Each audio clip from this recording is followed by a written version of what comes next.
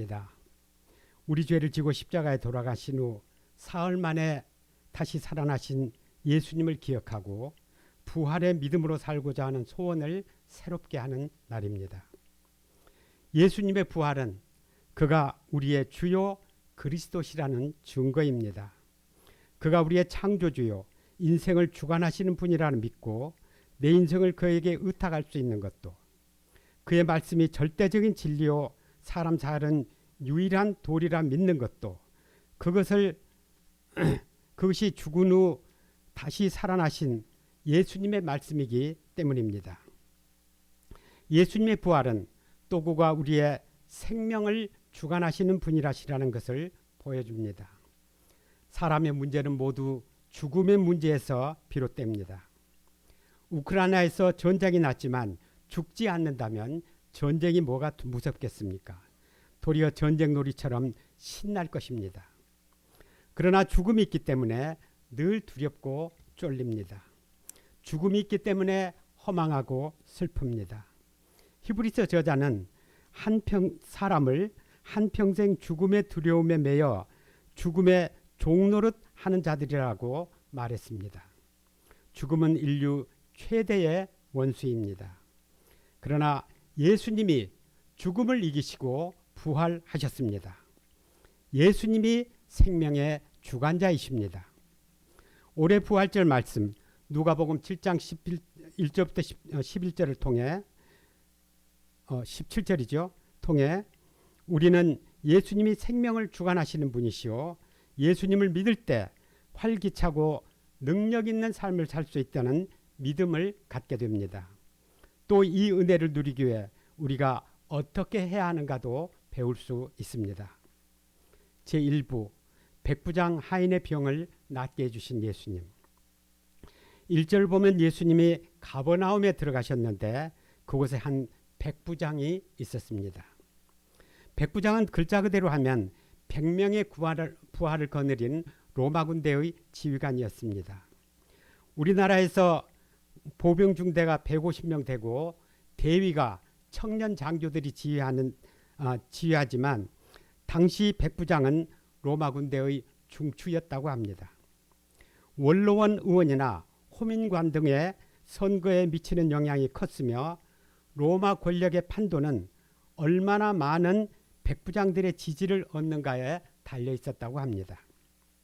오늘 말씀에 나오는 백부장은 로마군에서 가버나움에 파견된 주둔군 사령관이요 그곳 치안 책임자였습니다.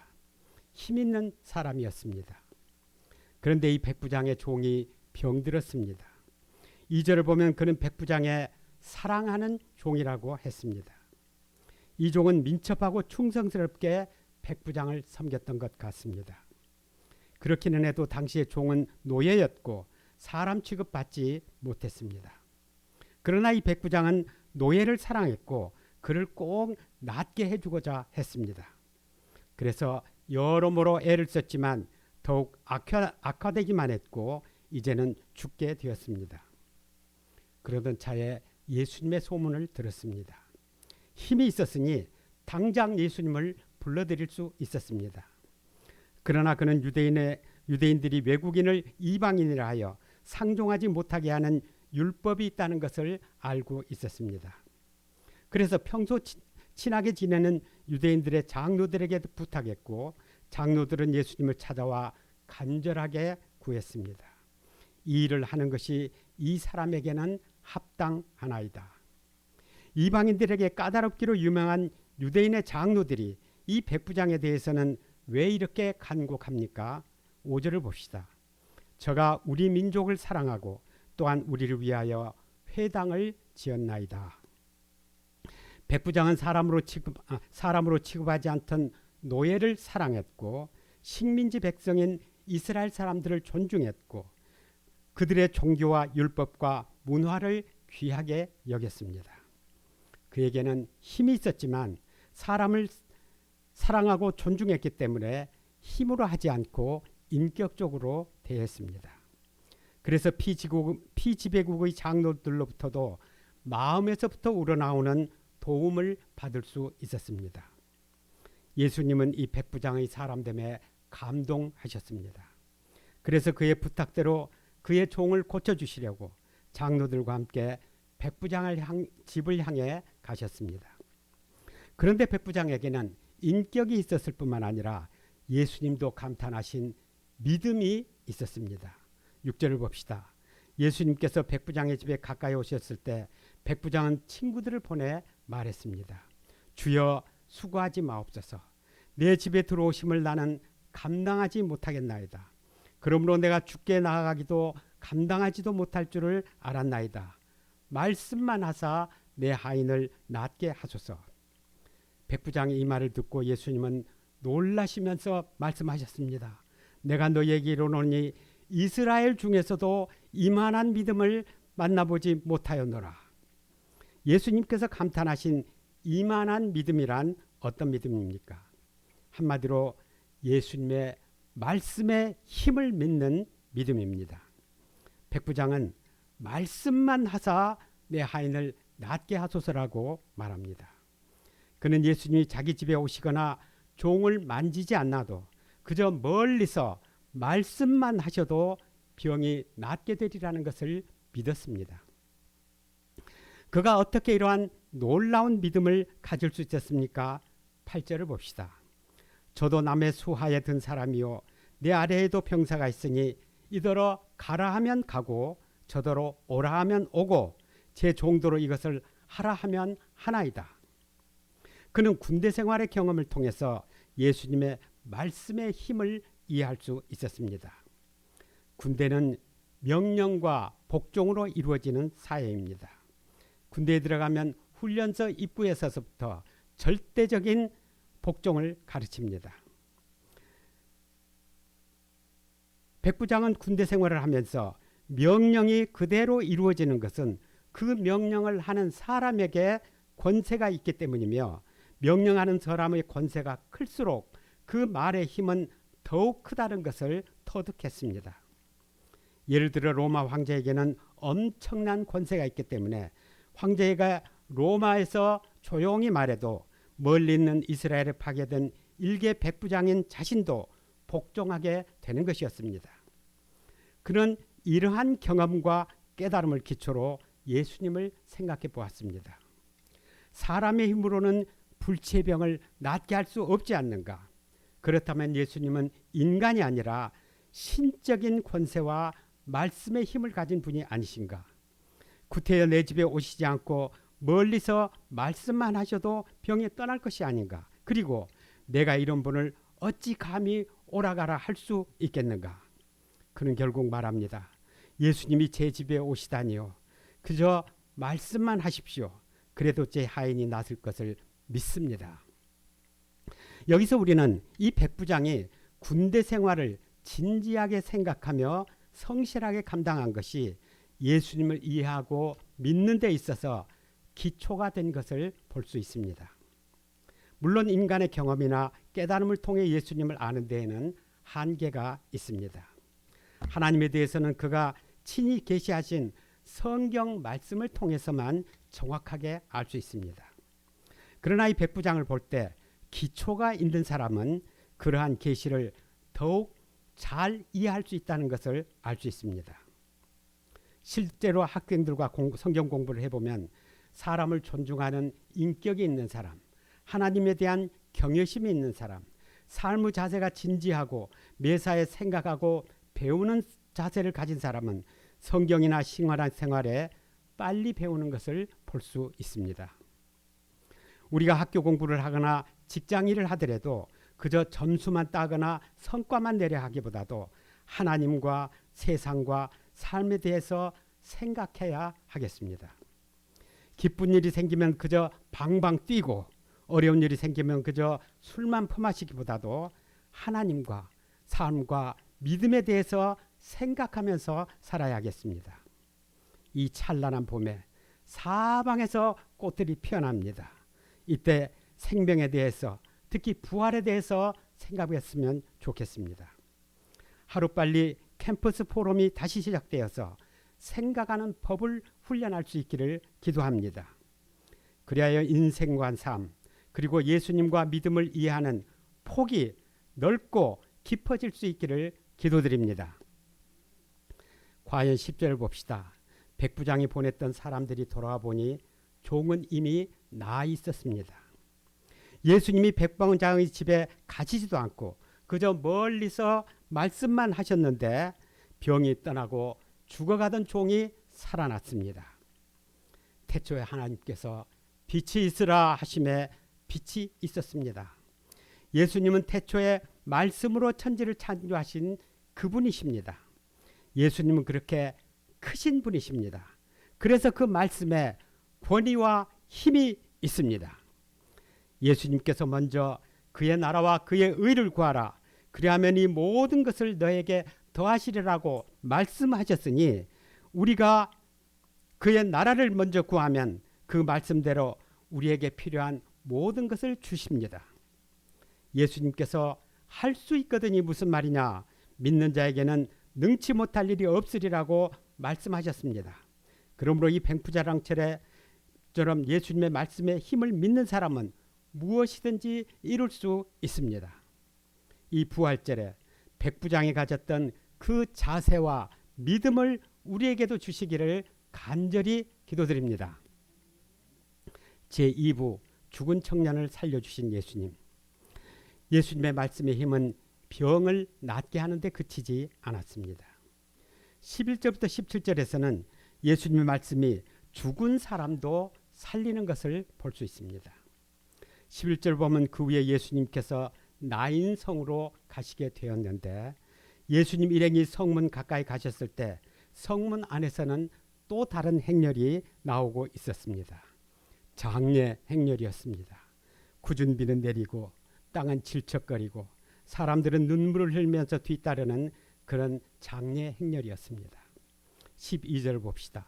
성문에 가까이 이르실 때 사람들이 죽은 자를 메고 나오니 이는 한 어머니의 독자요 그의 어머니는 과부라. 그 성에 많은 사람도 그와 함께 나오거늘. 죽은 사람은 독자였고 그 어머니는 과부였습니다. 죽은 청년이 독자인 것을 보면 이 과부는 젊어서 남편을 잃었을 것입니다. 그러나 남편이 세상을 떠날 때 여자의 하늘은 무너졌습니다. 그러나 아들이 있음에 다시 살아갈 수 있었습니다. 외아들은 과부의 유일한 위로요 희망이었습니다.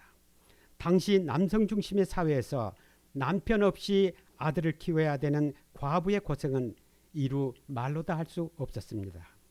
그러나 아들이 있음에 그 모든 고생을 감당할 수 있었고 고생하는 보람이 있었습니다. 그 아들이 자라서 이제는 어엿한 청년이 되었습니다. 한시름 놓는가 싶었습니다. 그런데 어느 날 청년은 한마디 말도 없이 세상을 떠나버렸습니다. 남편이 떠날 때만 해도 아들이 있어 슬픔을 달랠 수 있었는데 이제는 슬픔을 달랠 길이 없었습니다. 살아갈 의미도 살아갈 희망도 없었습니다. 그야말로 절망이었습니다. 남편과 자식을 따라 죽고만 싶었습니다.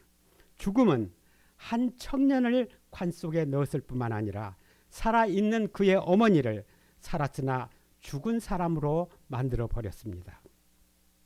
그런데 13절을 봅시다. 예수님께서 이 여인을 불쌍히 여기셨습니다.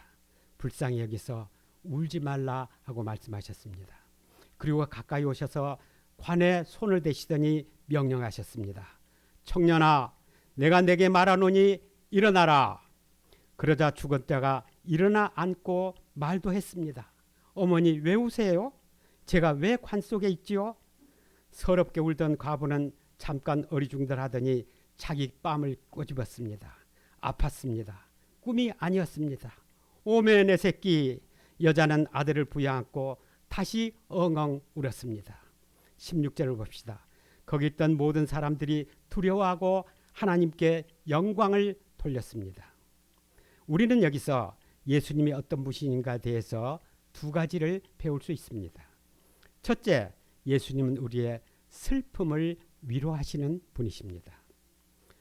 외아들 잃은 과부에게뿐만 아니라 사람은 누구에게나 크고 작은 슬픔이 있습니다. 슬퍼서 울상을 하고 다니느냐 아니면 슬퍼도 웃고 다니느냐 하는 차이가 있을 뿐입니다. 그래서 사람들은 위로받기를 원하고 위로해줄 사람을 찾습니다. 그러나 예를 들어서 아들을 잃은 슬픈 과부에게 그 아들을 살려줄 수 없는 이상 어떤 말이 위로가 되겠습니까?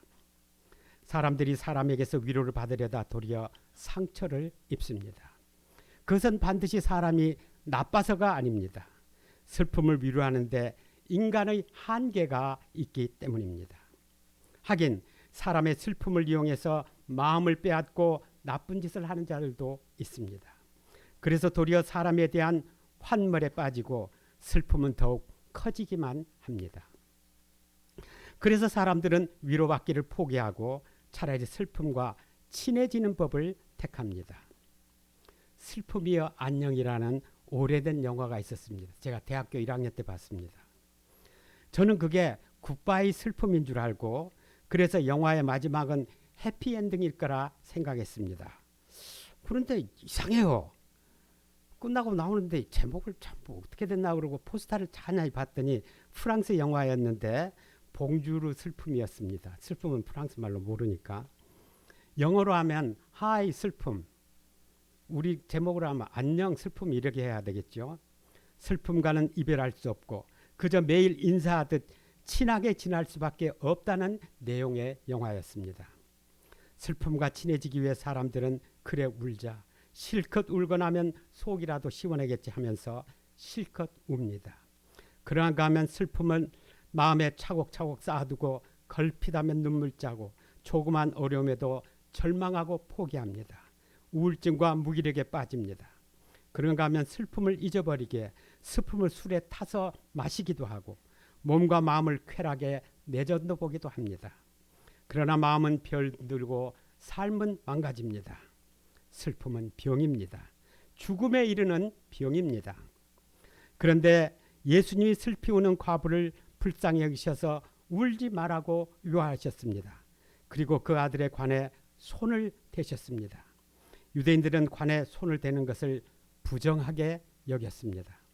예수님이 관에 손을 대면 바리새인들이 또 어디서 나타나서 율법을 어겼다며 야단일 것이었습니다. 그러나 예수님은 과부의 슬픔을 깊이 위로하시기에 그 관에 손을 대셨습니다. 그러나 예수님의 위로는 거기서 그치지 않았습니다. 예수님은 죽은 아들을 살려주셨습니다. 예수님의 위로는 공연한 말이나 제스처에 그치는 것이 아니었습니다. 예수님의 말씀은 위로의 말일 뿐만 아니라 그 아들이 살아나리라는 희망의 말씀이었습니다. 슬픔을 진정으로 위로하고 물러가게 해주실 분은 이 예수님밖에 없습니다. 슬픔 때문에 상처받고 슬픔 때문에 병들고 슬픔 때문에 망가지지 않으려면 슬픔을 술에 타서 마시거나 사람들을 바라보기보다도 예수님께 나아가야 합니다. 우리가 예수님에게서 위로받는 법을 배울 수 있기를 간절히 기도드립니다. 둘째, 예수님은 사람에게 생명을 주시는 분이십니다. 청년은 아름답습니다. 화장하지 않아도 예쁘고 아무 옷이나 걸쳐도 멋있습니다. 에스더 목자님은 찬미, 은주, 하영 자매님들을 보면 예뻐 죽겠네 하면서 정말 죽을 것 같이 좋아합니다. 태진, 태희 형제들이 겨울에도 반바지를 입고 다니는 것을 보았는데 저는 그게 참 너무 부러웠습니다. 오늘 특송을 해도 시니어들이 하면 별로 은혜가 없을 텐데 청년들이 하니까 은혜가 있습니다. 그 유명한 수필, 우리가 고등학교 때 가슴을 팡팡 치며 암송하던 글 민태원의 청춘 예찬 도입부를 읽어드리겠습니다. 청춘, 이는 듣기만 하여도 가슴이 설레는 말이다. 청춘, 너의 두 손을 가슴에 대고 물방아 같은 심장의 고동을 들어보라. 청춘의 피는 끓는다. 끓는 피에 뛰노는 심장은 거선의 기관같이 힘있다. 이것이다. 인류 역사를 꾸며 내려온 동력이 바로 이것이다. 이성은 투명하되 얼음과 같으며 지혜는 날카로우나 갑 속에 든 칼이다. 청춘의 끓는 피가 아니더면 인생은 얼마나 쓸쓸하랴. 얼음에 쌓인 만물은 죽음이 있을 뿐이다. 그러나 과부의 외아들, 이 청년에게는 물방아 같은 심정의 고동도 없고 청춘의 피도 끓지 않습니다. 얼음에 쌓인 만물처럼 쓸쓸하기만 합니다. 그의 주위에서 과부는 절망에 빠졌고 동네 사람들은 어두운 얼굴로 그의 관을 따릅니다. 왜 이렇게 되었습니까? 그가 청년인데 죽었기 때문입니다. 그러나 어디 이 과부의 아들 청년뿐이겠습니까? 세상에는 살아있지만 생명이 없는 청년들이 있습니다.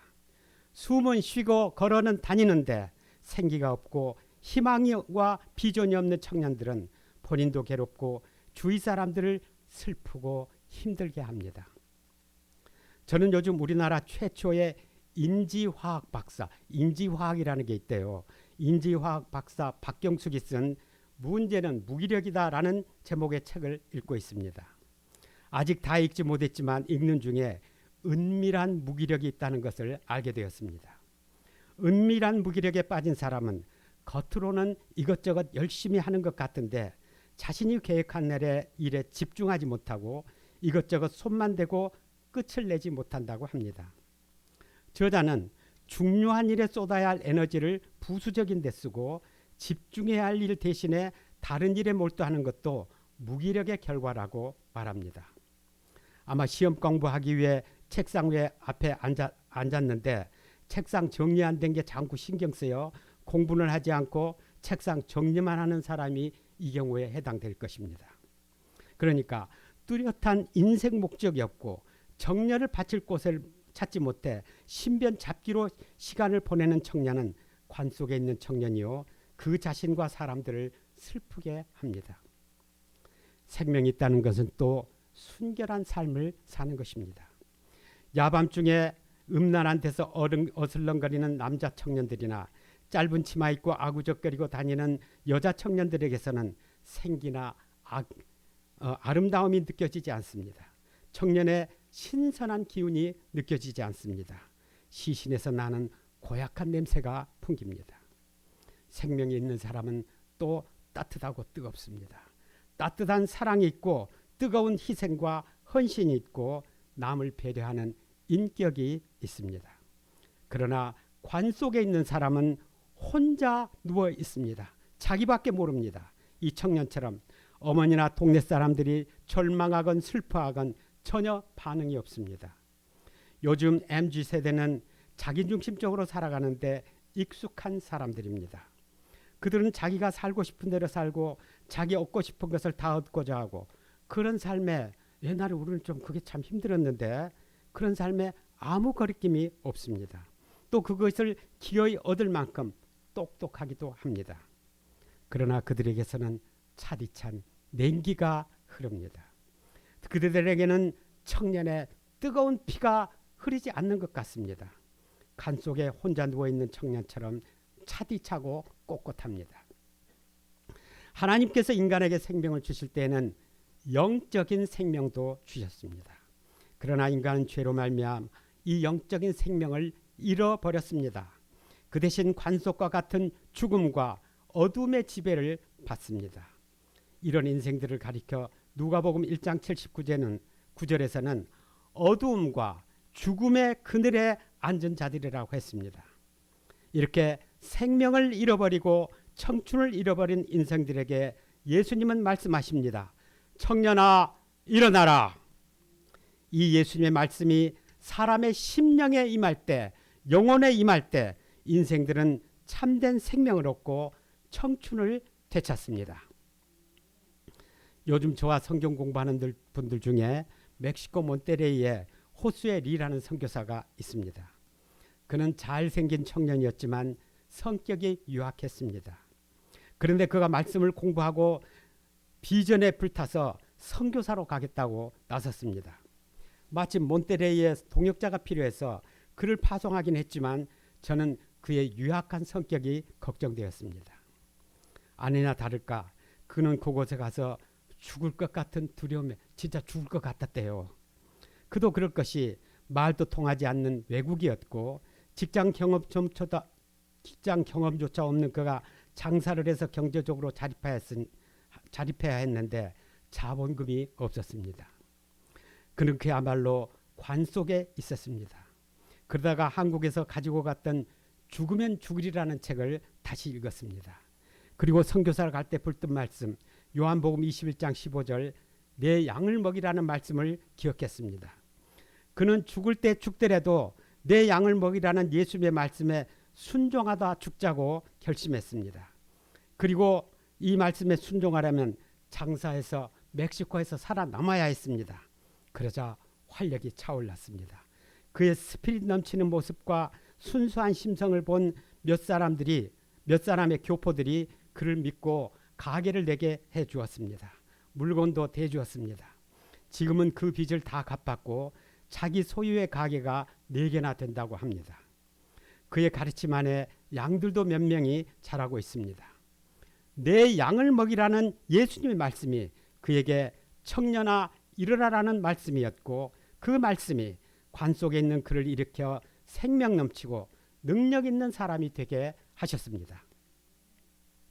지난주 홍소망 목자가 부활주일날 친구의 결혼식 때문에 예배에 오기가 어렵다는 말을 했을 때 많이 서운했습니다. 부활절 예배에 반주를 하고 특송을 주도할 사람이 없는 것도 서운했고 그의 믿음이 떨어지지 않을까 걱정도 되었습니다. 그런데 그도 마음이 무거웠습니다. 관 속에 누워있는 것 같았습니다. 이러한 그에게 예수님의 말씀이 들렸습니다. 베드로에게 깊은 데로 가서 그물을 내리라 하신 말씀도 들려왔고 중풍병자에게 내 자리를 들고 일어나 걸어가라 하는 말씀도 들려왔습니다. 또 이 말씀을 의지했을 때 포기할 뻔했던 실험에서 1년 만에 드디어 성과를 내게 해주신 하나님의 은혜도 생각났습니다. 그 소중한 은혜를 값싸게 흘려보낼 수 없었습니다. 그런데다가 부활절에 부르기 좋은 찬송가들도 마구마구 들려왔다고 했습니다. 누워있을 수 없었습니다. 일어났습니다. 찬송가를 형제자매들에게 돌리며 부활절날 함께 참성하자며 나섰습니다. 친구의 결혼에 참석하지 않는 것이 그렇게 쉬운 일은 아니었을 것입니다. 그러나 예수님의 말씀을 들었을 때 그는 일어날 수 있었습니다. 오늘 보니 그의 모습에서 청년의 생명력이 느껴지고 우리도 따라서 힘을 얻습니다. 저는 목자 생활을 하면서 관 속에 있는 청년들이 예수님의 말씀을 듣고 살아나는 것을 수없이 보아왔습니다. 그때마다 예수님의 말씀은 죽음을 정복하는 말씀이요 청년을 살리는 말씀인 것을 체험했고 저도 그때마다 살아나곤 했습니다. 이것이 목자 생활하는 큰 축복이었습니다. 예수님은 죽어 관 속에 있는 청년에게 말씀하셨습니다. 청년아 일어나라. 그리고 청년이 일어났을 때 모든 사람이 두려워하며 하나님께 영광 돌렸습니다. 청년은 누워 있어야 할 존재가 아닙니다. 청년은 일어나야 합니다. 청년이 일어날 때 하나님의 영광이 드러나고 청년이 일어날 때 세상에 희망이 있습니다. 우리 모두가 부활하신 예수님의 말씀으로 일어날 수 있기를 기도드립니다. 맺는 말. 오늘날 청년들을 관 속에 들어가고 누워있게 하는 것들이 너무 많습니다. 뭐 좀 해보라 하면 좋은 데는 어른들이 이미 다 차지하고 있고 금수저 물고 나온 자들을 어떻게 해볼 수가 없습니다. 도전해볼 여지가 없는 사회가 관 속처럼 답답하기만 합니다. 또 약한 사람들을 도와붙이기보다도 부담스러워하거나 조롱하는 왕따 분위기가 청년들을 기죽게 합니다. 그러게 하면은 외모 콤플렉스가 청년들을 죽게 하고 범람하는 음란물이나 기괴한 게임들이 청년들을 관 속에 틀어박히게 합니다. 세상이 관 속처럼 어둡고 답답하고 거기 있는 청년들을 보면 눈물 납니다. 그러나 여기 전혀 다른 세계가 있습니다. 예수님께서 죽은 지 사흘 만에 부활하신 그 세계입니다. 그의 말씀에 죽어가던 종이 살아나고 죽어 관 속에 있던 청년이 일어나는 세계입니다. 그 세계에는 불가능이 없고 한계가 없습니다. 베토벤은 20대부터 귀가 들리지 않기 시작했습니다. 32세 때에는 너무 괴로워 유서까지 썼습니다. 관 속에 들어가려 했습니다.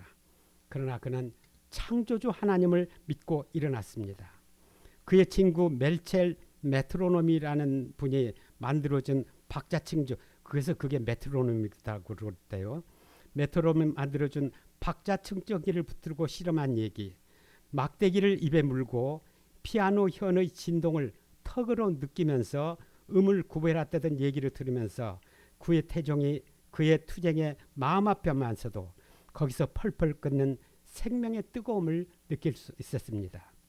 어제 메시지를 쓰는 내내 베토벤의 마지막 교향곡 9번 합창 사악정 환희의 송가를 들었습니다. 이게 귀가 들리지 않아 관에 누워야 할 사람이 지은 음악인가 생각하면서 생명의 위대함에 숙연해지지 않을 수 없었습니다. 우리가 왜 관 속과 같은 세상만 바라보고 거기 누워 있어야 하겠습니까?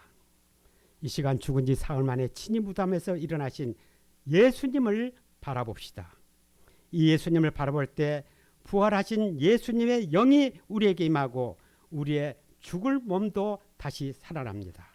생명력이 솟아납니다. 우리가 자신의 능력으로만 살려다가 답답한 세력만 바라보다가 관 속에 누워버리기보다도 부활하신 예수님을 바라봅시다. 어떤 조건에서도 그 권세 있는 말씀에 순종함으로써 생명이 넘치는 삶을 살 수 있기를 기도드립니다. 누가복음 7장 7절 14절을 다 같이 읽겠습니다. 시작. 가까이 가서 그 관에 손을 대시니 맨 자들이 서는지라. 예수께서 이르시되 청년아 내가 네게 말하노니 일어나라 하시매. 이 시간에 저도 아브라함 목사님처럼 기도 제목을 말씀드리겠습니다. 첫째, 모든 일에 성실하고 진지하게 삶으로써 믿음을 이해하는 기초를 갖출 수 있도록.